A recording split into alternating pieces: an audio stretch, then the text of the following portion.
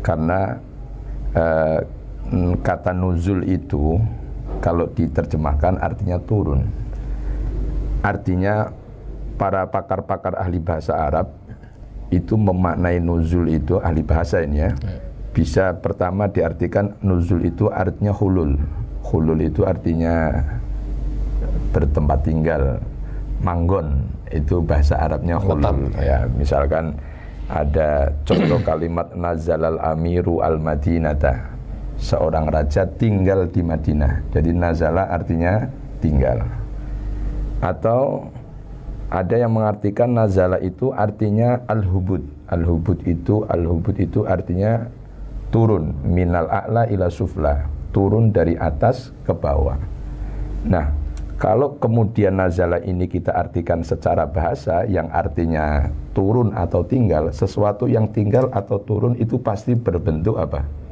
Fisik, berbentuk benda. Sesuatu yang tinggal atau turun itu pasti berbentuk benda. Dan ini tidak mungkin. Al-Quran bukanlah berupa sesuatu yang fisik. Merupakan kenikmatan besar bagi umat Islam khususnya. Makanya ya perlu kita ingat. Jadi sebenarnya ayat ini berlaku untuk secara umum. Kita memperingati semua kenikmat-nikmat yang telah diberikan oleh Allah. Itu anjuran agama, termasuk kita memperingati 17 Agustus, memperingati Hari Sumpah Pemuda, memperingati hari-hari yang lain, itu justru anjuran agama, karena kita untuk mengingat nikmat Allah Subhanahu wa Ta'ala. Jadi kadang-kadang kita ini aneh, misalkan di negara Saudi melarang peringatan Maulid Nabi, tetapi mereka memperingati hari kemerdekaannya mereka. Nah, ini kan sesuatu yang aneh, Pak. Nah,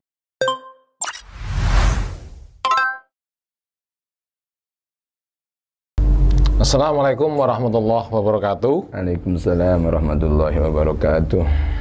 Tetap di podcast Ansor Kota Santri. Masih bersama Pak Kiai Haji Dr. Saifullah Rosyad MSI. Kali ini kita pertengahan bulan Ramadan, Pak Kiai. Ya. Tema kali ini Nuzulul Quran. Nuzulul Quran. Ahlan wa sahlan Pak Sarto. Masih rutinitas ngajar Pak ya ini. Alhamdulillah, ini kegiatan kajian puasa Ramadan. Oke.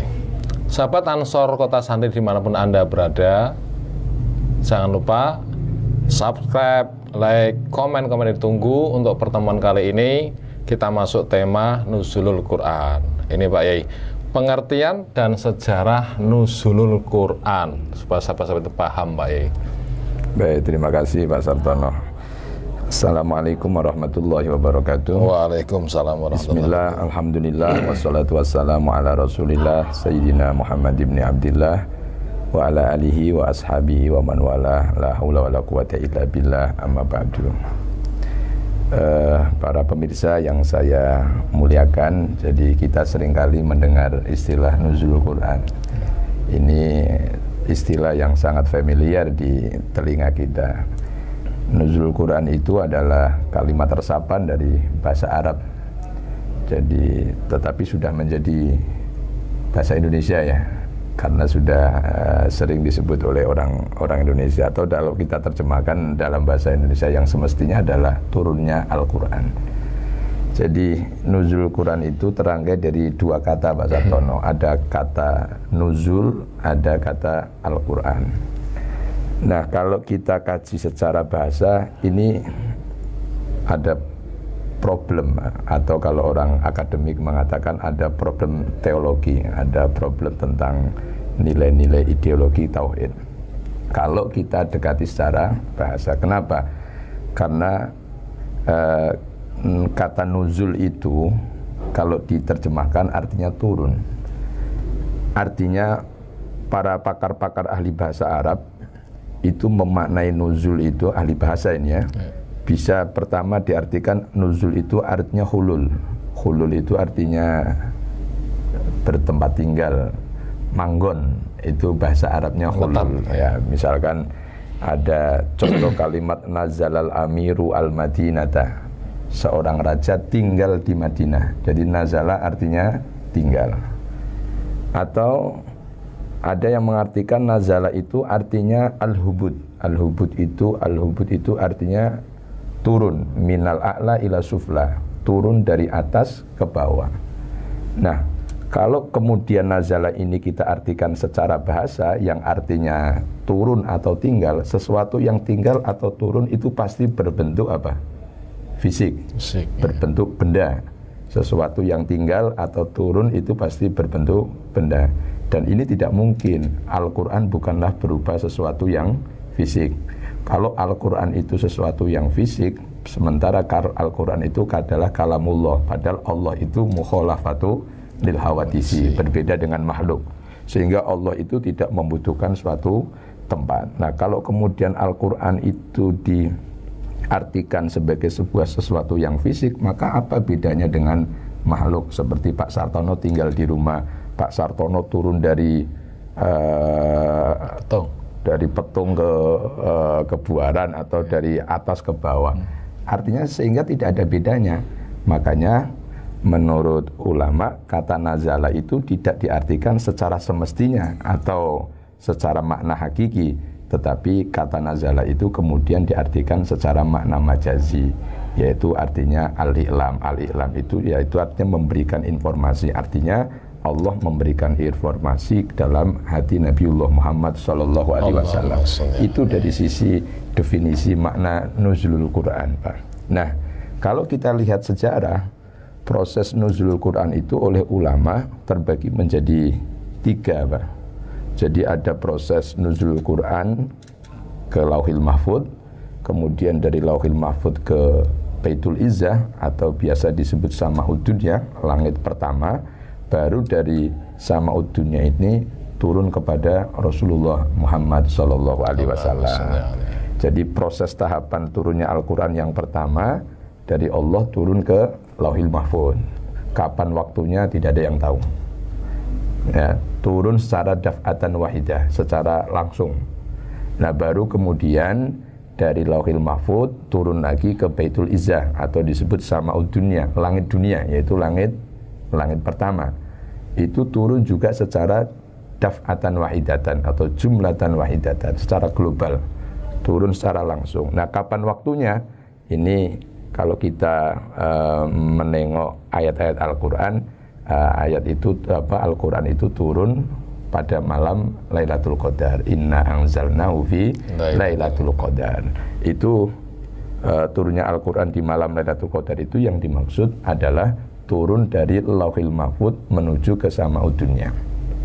Adapun tahapan yang ketiga dari Sama'ud Dunya kepada Nabiullah Muhammad sallallahu alaihi wasallam. Ini turun secara munajaman, secara berangsur-angsur, tidak sekaligus. Secara berangsur-angsur selama 22 tahun, 2 bulan, 22 hari, atau kalau kita globalkan menjadi 23 tahun. Turun secara berangsur-angsur sesuai dengan kebutuhan dan sesuai dengan kondisi. Itu sejarah turunnya, sekelumit tentang sejarah turunnya Al-Quran, mulai dari Lauhil Mahfud, Baitul Izzah, sampai Nabi Muhammad Sallallahu Alaihi Wasallam. Nah, kapan pertanyaannya turunnya Al-Quran dari Baitul Izzah sampai dimulainya turun kepada Nabiullah Muhammad Sallallahu Alaihi Wasallam? Nah, inilah yang kemudian di antara salah satu pendapat ulama turun pada tanggal 17 Ramadan berdasarkan ayat Yaumal Taqal Jam'an, di mana di hari bertemunya dua kelompok pasukan, yaitu pasukan orang Islam dan pasukan orang kafir. Makanya bertemunya dua kelompok ini yang dimaksud adalah peristiwa Perang Badar. Maka dari itu tradisi-tradisi orang Arab kalau 17 Ramadan itu bukannya memperingati nuzulul Quran, yang sering adalah memperingati Perang Badar.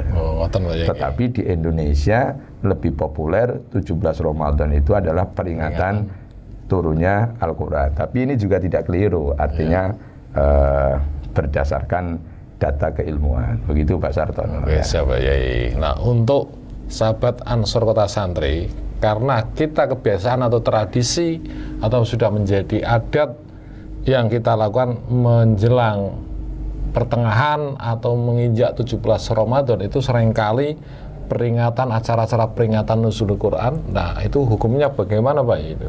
Sebenarnya begini Pak Sartono, peringatan apapun selama itu memiliki nilai-nilai positif sebenarnya tidak apa-apa. Itu berdasarkan ayat Al-Quran. Di dalam ayat Al-Quran dikatakan wadzakirhum bi ayyamillah. Di dalam Al-Quran kita itu diperintahkan untuk memperingati, mengingat hari-hari Allah. Nah, ini hari-hari Allah itu, sehingga oleh ulama-ulama ahli tafsir dikatakan hari-hari Allah itu adalah hari ayyamun an'amallahu alaihi ibadahu, yaitu hari di mana Allah memberikan suatu kenikmatan kepada hamba-hambanya. Nah, turunnya Al-Quran ini merupakan kenikmatan besar bagi umat Islam khususnya. Makanya ya perlu kita ingat. Jadi sebenarnya ayat ini berlaku untuk secara umum.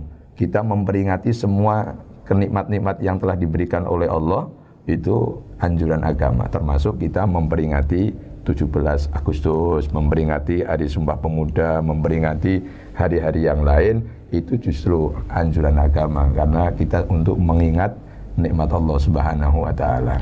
Jadi kadang-kadang kita ini aneh, misalkan di negara Saudi melarang peringatan Maulid Nabi, tetapi mereka memperingati hari kemerdekaannya mereka. Nah, ini kan sesuatu yang aneh, Pak. Nah, jadi begitu Pak Sartono. Makanya semua hari apa saja yang merupakan itu sebuah kenikmatan ya harus semestinya harus kita peringati, sehingga anak-anak kita mengetahui sejarah turunnya Al-Quran, atau bisa kita ambil dari nilai-nilai dari hikmah dari nuzul Quran itu apa. Dan sebenarnya kalau kita mau bicara tentang turunnya Al-Quran itu ya banyak yang harus kita pelajari, Pak. Jadi kalau kita membaca dalam buku-buku sejarah bahwa ayat yang pertama kali turun adalah ayat apa Pak Sartono? Iqra bismi rabbikal ladzi khalaq, khalaqal insana min 'alaq, dan seterusnya. Nah, kalau kita amati Pak Sartono, bahwa ayat turun kepada Nabi selama 23 tahun, turun secara berangsur-angsur, itu sesuai dengan kebutuhan-kebutuhan Nabi. Misalkan Nabi ketika ditanya tentang masalah ruh, Nabi turun ayat Al-Quran tentang ruh. Ketika Nabi ditanya tentang persoalan wanita yang haid, turun ayat tentang masalah haid. Ketika Nabi mendapatkan persoalan apa, turun ayat. Jadi sesuai dengan kebutuhan. Makanya turunnya ayat Al-Quran itu tidak seperti dengan urutan Al-Quran yang ada di dalam mushaf Al-Quran. Begitu Pak Sartono. Contoh misalkan Al-Alaq itu kan ayat yang pertama kali turun, tapi posisinya adalah di bagian sebelum akhir, di juz 30. Justru yang di juz pertama adalah surat Al-Fatihah, baru Al-Baqarah, dan seterusnya. Jadi turunnya ayat itu tidak sesuai dengan urutan itu, karena memang turunnya sesuai dengan kebutuhan. Nah, sekarang pertanyaannya adalah, terus bagaimana kok bisa ayat Al-Quran itu menjadi urutan seperti itu? Nah, kata ulama-ulama, para peneliti-peneliti Al-Quran mengatakan bahwa itu bersifat tauqifi. Tauqifi itu artinya berdasarkan petunjuk Nabi SAW, tentunya Nabi dari malaikat Jibril dari Allah Subhanahu wa Ta'ala. Jadi Nabi yang mendikte kepada para sahabat yang dijadikan sebagai juru tulisnya. Misalkan ayat ini ditaruh setelah ini, ayat ini ditaruh setelah ini, ayat ini ditaruh setelah ini, sehingga misalkan surat Al-Alaq bisa tersusun rapi per ayat, surat Al-Baqarah susun rapi ayat per ayat, padahal turunnya tidak berurutan, tetapi kemudian setelah dibukukan menjadi satu urutan. Itu terkait dengan ayatnya. Nah, adapun terkait dengan susunan surat, nah ini menjadi perdebatan ulama. Ada ulama yang mengatakan susunan surat juga sama, itu berdasarkan tauqifi, bukan ijtihadi. Tauqifi itu tadi yang saya katakan berdasarkan petunjuk dari Nabi SAW. Misalkan, oh ini surat Al-Baqarah ditaruh di depan, surat Fatihah dulu, baru surat Al-Baqarah, baru Al-Ma'idah, Ali Imran, An-Nisa, dan seterusnya. Itu berdasarkan petunjuk Nabi. Tetapi ada sebagian ulama yang mengatakan tidak, bahwa urutan di dalam surat itu berdasarkan ijtihad sahabat. dengan bukti bahwa dulu sebelum adanya mushaf Utsmani, jadi mushaf Al-Quran yang kita miliki sekarang ini kan namanya mushaf Utsmani, ya. Mushaf Utsmani itu artinya susunan pembukuan Al-Quran yang dilakukan pada masanya Sayyidina Utsman bin Affan. Nah kemudian itu namanya mushaf Utsmani. Ternyata sahabat Nabi kan juga punya beberapa sekretaris, di antaranya adalah Ubay bin Ka'ab misalkan. Ternyata kata ulama, mushaf sahabat yang dimiliki oleh sahabat urutan suratnya juga berbeda-beda. Inilah yang kemudian menjadikan dasar sebagian ulama yang mengatakan bahwa urutan surat itu bukan berdasarkan tauqifi tetapi berdasarkan ijtihadnya sahabat. Tetapi ada ulama yang menggabungkan dua-duanya. Ada yang berdasarkan tauqifi, ada yang berdasarkan ijtihad sahabat. Begitu Pak Sartono. Jadi karena kalau kita lihat dulu begitu ayat itu Al-Quran turun, sebagian sahabat ada yang menulis di pelepah kurma, di kulit-kulit, di macam-macam lah. Nah kemudian pada masa eranya Sayyidina Abu Bakar As-Siddiq, beliau memberikan satu inisiasi karena dengan pertimbangan bahwa mulai pada eranya Sayyidina Abu Bakar itu banyak sahabat-sahabat menghafal Al-Quran yang meninggal dunia, sehingga khawatir sahabat Abu Bakar seandainya para penghafal Al-Quran itu banyak yang sudah meninggal, terus bagaimana dengan nasibnya Al-Quran? Sehingga akhirnya Abu Bakar memiliki satu inisiatif, kalau begitu Al-Quran dibukukan saja menjadi satu mushaf, dikumpulkan menjadi satu mushaf Al-Quran. Kemudian digagaslah sejak mulai Sayyidina Abu Bakar As-Siddiq itu, berjalan sampai eranya Umar, baru terselesaikan pada eranya Sayyidina Utsman bin Affan. Sehingga sekarang mushaf yang sekarang itu adalah mushaf yang dikumpulkan sejak eranya Sayyidina Utsman bin Affan. Untuk mushaf-mushaf lain disuruh membakar semua, sehingga masih ada hanya satu acuannya adalah mushaf Sayyidina Utsman bin Affan, sehingga disebut dengan mushaf Utsmani. Jadi begitu Pak Sartono. Luar biasa, sahabat Ansor Kota Santri dimanapun Anda berada. Semakin menarik, semakin mendalam wawasan kita atas penjelasan dari Pak Yai. Sedikit lagi Pak Yai tentang memperingati Nuzulul Quran. Apakah ini hanya di Indonesia atau semua di luaran Indonesia atau di luar negeri itu sama? Ya memang yang paling senang memperingati itu orang Indonesia Pak Sartono. Alhamdulillah. Ya ada kemungkinan di negara-negara lain juga banyak juga yang memperingati Nuzulul Quran, tapi cuman mungkin dengan cara yang berbeda ya. Kalau kita kan seringkali mengadakan pengajian akbar atau dengan festival macam-macam lah, tapi di negara-negara lain ya mungkin sebagian negara ada pemeringatan, beda kemasan, begitu Pak Sartono. Bahkan yang ramai itu ya biasanya memperingati mengenang syuhada, orang-orang yang gugur di dalam perang Badar, seperti kita memperingati Hari Pahlawan. Luar biasa. Untuk selanjutnya dan yang terakhir, sahabat Ansor Kota Santri, pesan atau nilai yang bisa kita ambil dari peristiwa Nuzulul Quran, Pak Yai? Iya, jadi kalau kita mau melihat hikmah atau nilai pesan dari peringatan atau peristiwa Nuzulul Quran itu sebenarnya banyak sekali Pak Sartono.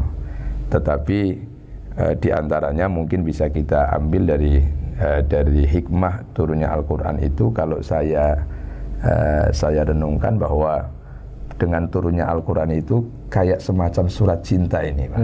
Surat cinta. Artinya begini, artinya kita ini kan sebenarnya dulu adalah penduduk surga Pak Sartono. Ya, yang kemudian pada masanya Nabi Adam diturunkan ke bumi. Nah, diturunkan ke bumi, apalagi kalau kita melihat zaman jahiliyah, manusia itu orang-orang pada tidak punya arah, tidak punya petunjuk, sehingga nilai-nilai moralnya begitu bobrok. Nah kemudian ada surat panggilan dari Allah, nah, itu yang berubah apa? Ayat Al-Quran yang menunjukkan kita agar supaya kita bisa naik lagi derajat kita, supaya bisa naik. Jadi turunnya Al-Quran itu dalam rangka melangitkan dari bumi naik ke atas. Jadi kalau Al-Quran itu membumikan, nah, kalau nilai yang bisa kita ambil agar supaya kita naik ke langit. Jadi begitu. Karena kalau kita lihat Pak, sebelum turunnya Al-Quran ini kita bisa melihat bagaimana moralitas bangsa Arab pada waktu itu. Ya, kita tidak bisa membayangkan sebelum Nabi diutus itu bangsa Arab mengalami degradasi moral yang luar biasa, sehingga disebut dengan istilah apa? Zaman jahiliyah, yang kuat menang, yang lemah tertindas, kan begitu. Jadi tidak ada aturan, tidak ada hukum, ya seperti di hutan belantara, rimba, karena tidak ada aturan. Sehingga dulu itu sebelum Nabi diutus yang terjadi adalah peperangan. Orang selalu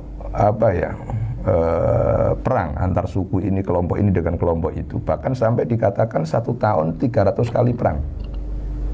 Di Arab itu dulu sebelum Nabi diutus, perang itu dalam 1 tahun 300 kali. Kalau 1 tahun 300 kali berarti 1 bulan 25 hari perang, sisa 5 hari.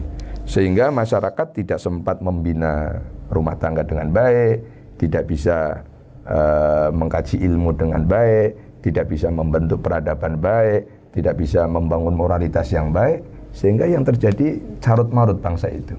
Nah, ketika bangsa itu carut marut, diutuslah Nabi Muhammad SAW dengan menggunakan pedoman Al-Quran. Nah, dengan pedoman Al-Quran ini luar biasa. Ternyata secepat itu masyarakat bisa tertata dengan baik sampai dipuji-puji oleh Allah di dalam ayat Al-Quran, kuntum khairu ummatin ukhrijat linnas, bahwa umat Nabi Muhammad itu dianggap sebagai khairu ummah, sebaik-baik umat. Nah, ini yang memuji siapa? Allah. Nilai pujian itu kan tergantung siapa yang memuji, Pak Sartono. Contoh misalkan saya memuji Pak Sartono, berbeda kalau misalkan Jokowi memuji Pak Sartono, atau orang yang hebat siapa misalkan Pak Said Agil memuji Sartono. Nilai pujian saya dengan Anda, dengan nilai pujian Pak Jokowi dengan Anda pasti akan berbeda. Jadi nilai pujian itu tergantung siapa yang memuji. Contoh misalkan, kalau ada guru SMP memuji murid SMP biasa, tapi akan lebih luar biasa kalau ada dosen misalkan yang secara intelektualnya lebih tinggi memuji anak SMP, berarti itu lebih luar biasa lagi. Nah, ini umat Nabi ini langsung dipuji oleh Allah di dalam ayat Al-Quran, dikatakan kuntu khairu ummatin ukhrijat linnas. Jadi manusia, umatnya Nabi bisa tertata rapi sampai bagus seperti itu berlandaskan apa? Berdasarkan nilai-nilai yang ada di dalam Al-Quran. Jadi begitu Pak. Dan yang paling ini lagi Pak Sartono ya, jadi untuk menata masyarakat itu kalau kita renungkan, ayat Al-Quran yang pertama kali turun bukan ayat tentang sholat, bukan ayat tentang puasa, bukan ayat tentang apa lagi?